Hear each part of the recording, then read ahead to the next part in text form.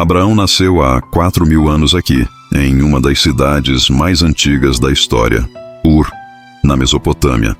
Segundo a Bíblia, apenas algumas centenas de anos haviam se passado desde o grande dilúvio, e o bisavô de Abraão, Noé, estava chegando ao fim de sua vida. O que muitas pessoas não sabem é que, embora Noé provavelmente tenha ensinado a Abraão sobre Deus, a Bíblia diz que ele e sua família adoravam ídolos mesopotâmicos. Até que um dia algo chocante aconteceu. Antes de continuar, já se inscreva no canal para não perder os próximos episódios dessa jornada incrível. O Deus de Noé falou e disse a Abraão algo muito estranho. Saia da sua terra, porque não só vou lhe dar uma nova terra e fazer de você uma grande nação, mas o mundo inteiro será abençoado por sua causa. Veremos exatamente o que Deus quis dizer com essa promessa em breve, mas primeiro você precisa ver o que Abraão fez a seguir. Por fé, ele pegou sua família e partiu. Ele provavelmente seguiu esta rota comercial comum, fazendo paradas no caminho, até chegar aqui, a cidade de Harã, possivelmente nomeada em homenagem ao irmão de Abraão. Falando nisso, o pai de Abraão, Terá, o chamou de Abrão ao nascer, mas você verá porque seu nome é mudado mais tarde. Abrão ficou em Harã por anos, até a morte de seu pai. Só aos 75 anos, ele, sua esposa Sarai e seu sobrinho Ló deixam Harã e acabam parando em um lugar com pessoas tão más que Deus aparece pessoalmente para fazer o impensável. Mas antes, eles param em Siquém, uma terra estranha no território cananeu. Olhe para esses altares escavados em uma cidade cananeia próxima. Os cananeus faziam de tudo para agradar seus muitos deuses, até mesmo sacrificar seus próprios filhos. A família de Abrão provavelmente ficou aliviada que Deus nunca pediu isso a ele, porque Deus era totalmente contra esse ritual horrível. Mais tarde, você verá por que Deus pede a Abraão algo impensável. Mas antes, ele viajou para Betel. Porém, não ficou lá muito tempo antes que uma fome os obrigasse a descer até o Egito. Lá, nosso homem de fé diz à esposa algo que toda mulher adoraria ouvir do marido. Querida, você é incrivelmente linda, mas talvez um pouco demais. Pode dizer que é minha irmã, para que os egípcios não me matem para ficar com você? E ele não estava totalmente errado. Quando um dos faraós viu Sarai, quis conhecê-la biblicamente. Mas antes que ele a tocasse, Deus enviou pragas para avisá-lo que ela era casada. Então, o faraó expulsou Abrão e sua família do Egito. Ao voltarem para Canaã, surgiu um problema.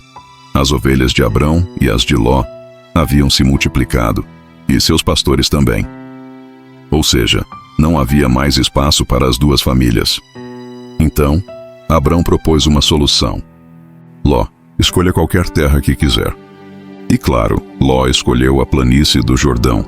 A Bíblia diz que, na época, essa terra era tão exuberante quanto o Jardim do Éden, com cidades ricas como Sodoma e Gomorra. Afinal, acampar só é divertido por um tempo. Enquanto isso, Abrão montou acampamento em Manre e construiu um altar a Deus.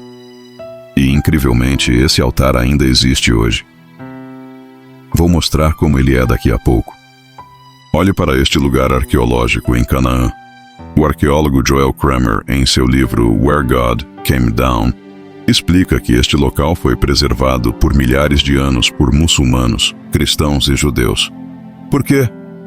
A resposta está no centro deste mesmo lugar.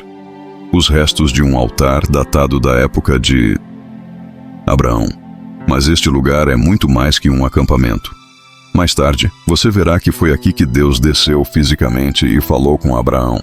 Enquanto Abraão e sua família desfrutavam a paz do campo, as coisas não iam bem para Ló. 4 reis do leste invadiram Canaã com um objetivo: saquear. E Ló e sua família estavam em cidades cheias de coisas valiosas. Eles atacaram, capturaram Ló e o levaram como prisioneiro. Tio Abraão não gostou nada disso. Ele transformou seus servos em soldados e foi resgatar seu sobrinho. Abrão e seus homens perseguiram os reis até a cidade de Dan, continuando até Damasco, onde recuperaram Ló e os bens roubados. Assim, Ló pôde voltar para Sodoma. Ou pelo menos, ele pensou. Em breve você verá uma das histórias mais trágicas deste mapa. Os reis cananeus elogiaram Abrão por sua bravura, mas entre eles estava um rei misterioso, Melquisedeque, rei de Salém, futura Jerusalém. Ele é uma das figuras mais enigmáticas da Bíblia. Antes de explorarmos sua identidade, veja o que ele diz a Abrão. Bendito seja Deus, o Altíssimo, que entregou seus inimigos em suas mãos. Isso explica como Abrão derrotou 4 reis poderosos com apenas alguns pastores. Desde o início, na Mesopotâmia, Abrão escolheu seguir Deus por fé. E assim como Deus chamou Abrão, Ele está chamando você para segui-lo também. O mais intrigante é que, até agora, Abrão ainda não enfrentou seu maior teste de fé. E isso acontecerá perto da cidade governada por Melquisedeque. Quem é Melquisedeque? Ele não era como os outros reis cananeus que adoravam muitos deuses. Ele era um sacerdote do Deus verdadeiro, um mediador entre Deus e o povo. Mais estranho ainda, Abrão deu a Melquisedeque um dízimo de tudo o que tinha. Por quê? Veja este versículo em Hebreus. E é ainda mais evidente quando surge outro sacerdote à semelhança de Melquisedeque, não por lei humana, mas pelo poder de uma vida indestrutível. A Bíblia diz que Melquisedeque é uma representação de Jesus Cristo, o rei e sacerdote definitivo, digno de adoração. Alguns estudiosos até argumentam que ele era uma aparição pré-encarnada de Jesus. O que você acha? Melquisedeque era Jesus? Comenta aqui embaixo. E já aproveita e dê like no vídeo, pois isso ajuda a levar esse conhecimento para mais pessoas. Após essa vitória e bênção, Abrão voltou para Manre, mas algo o incomodava desde que deixou Ur. Deus então interrompeu seus pensamentos. Não tema, Abrão. Eu sou o seu escudo, e sua recompensa será muito grande. Mas Abrão respondeu: Mas a quem deixarei minha herança? Minha esposa Sarai ainda não pode ter filhos. O que Deus disse a seguir deve tê-lo chocado. Olhe para o céu. Seus descendentes serão mais numerosos que as estrelas. E essa não foi a única promessa. Para mostrar sua seriedade, Deus fez um pacto. Cortou animais ao meio, um costume da época, e passou entre eles, jurando por seu próprio nome. Então, Deus colocou Abrão para dormir e lhe mostrou o futuro. Seus descendentes seriam escravos em uma terra estrangeira por 400 anos. Deus os libertaria e traria de volta a Canaã. E a terra do Nilo ao Eufrates seria deles. Com essa promessa, Abrão contou à esposa estéril, Sarai. Ela teve uma ideia. Já que não posso ter filhos, que tal você ter um com minha serva egípcia, Agar? Abrão aceitou, e Agar deu à luz Ismael, o que gerou muita inveja em Sarai. Mas esse não era o plano de Deus. Ele disse a Abrão que Sarai teria um filho, mesmo aos 90 anos. Foi então que Abrão teve seu nome mudado para Abraão, pai de multidões, e Sarai virou Sara, princesa. Mas antes do nascimento do filho prometido, uma das histórias mais intensas da Bíblia acontece. Lembra de Ló em Sodoma? As coisas estavam prestes a ficarem feias. Tudo começa quando 3 homens visitam Abraão em Manre, só que eles não eram homens. 2 eram anjos, e 1 era o próprio Deus, em forma humana. Abraão os reconhece, curva-se e serve o melhor de sua comida. Aparentemente, Deus não é vegetariano. Depois da refeição, Deus repete a promessa. Sara terá um filho. Então, os 2 anjos partem para Sodoma. Deus, então, compartilha uma notícia terrível. O povo de Sodoma é tão cruel que não tenho escolha a não ser destruí-la. Preocupado com Ló, Abraão negocia com Deus, que concorda em poupar a cidade se houver 10 pessoas justas nela. Enquanto isso, em Sodoma, uma multidão se forma na casa de Ló, querendo machucar os anjos.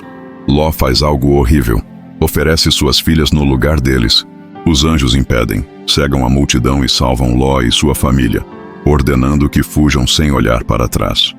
Então, a Bíblia registra um versículo estranho.